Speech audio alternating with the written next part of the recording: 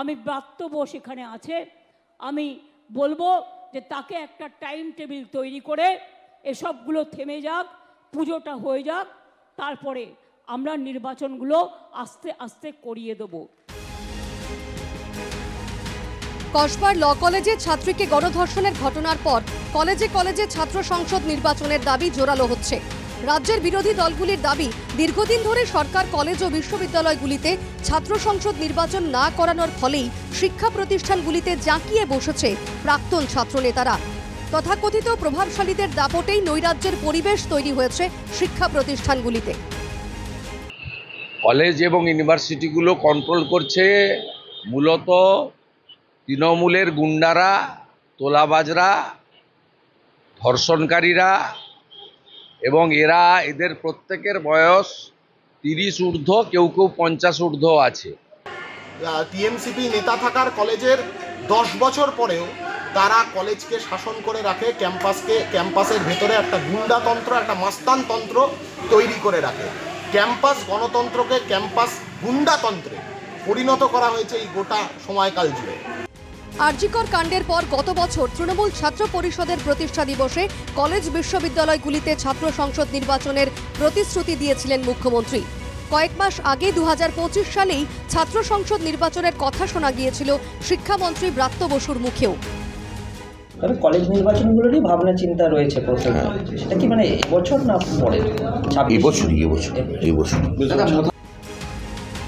মুখ্যমন্ত্রীর প্রতিশ্রুতির পর 1 বছর হতে চললেও ছাত্র সংসদ নির্বাচনের এখনো নামগন্ধ নেই।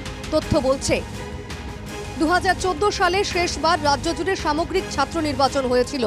2017 সালে কলকাতা বিশ্ববিদ্যালয় অধীনস্থ কলেজগুলিতে ছাত্র নির্বাচন হয়। 2017 সালেই ছাত্র সংসদ নির্বাচন সংক্রান্ত নির্দেশিকা জারি করে রাজ্য সরকার। বলা হয়, ছাত্র সংসদের প্রেসিডেন্ট ও ভাইস প্রেসিডেন্ট কর্তৃপক্ষ দ্বারা মনোনীত হবেন। সাধারণ সম্পাদক সহ বাকি প্রতিনিধিরা সরাসরি পড়ুয়াদের দ্বারা নির্বাচিত হবেন। 2017 সালের নির্দেশিকা অনুযায়ী প্রতি 2 বছর অন্তর ছাত্র সংসদ নির্বাচন হওয়ার কথা।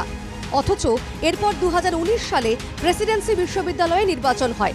2020 সালে যাদবপুর বিশ্ববিদ্যালয়ে ছাত্র সংসদ নির্বাচন হয়েছে। এছাড়া গত 10 বছরে আর কোনো কলেজ বিশ্ববিদ্যালয়ে ছাত্র নির্বাচন হয়নি।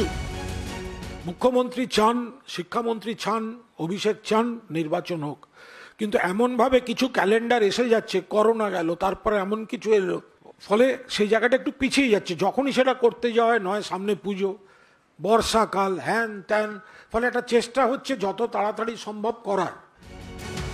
বিরোধীদের দাবি, দীর্ঘদিন নির্বাচন না হওয়ার জেরেই শিক্ষা প্রতিষ্ঠানগুলিতে শাসক দলের মদতপুষ্ট প্রভাবশালীদের একাধিপত্য তৈরি হয়েছে। কলেজ বিশ্ববিদ্যালয়ে নতুন কোনো রাজনৈতিক শক্তি উঠে আসার সুযোগ হারাচ্ছে, যার ফলে ক্যাম্পাসগুলিতে যা ইচ্ছে তাই করে বেড়াচ্ছে এই প্রভাবশালী দাদারা। কসবার গণধর্ষণের ঘটনাও সেই ইকোসিস্টেমেরই ফসল বলে অভিযোগ বিরোধীদের। তাই কসবা কাণ্ডের পর রাজ্যের শিক্ষা প্রতিষ্ঠানগুলিতে ছাত্র সংসদ নির্বাচনের দাবি ফের জোরালো হচ্ছে। Bureau report, NKTV Bangla.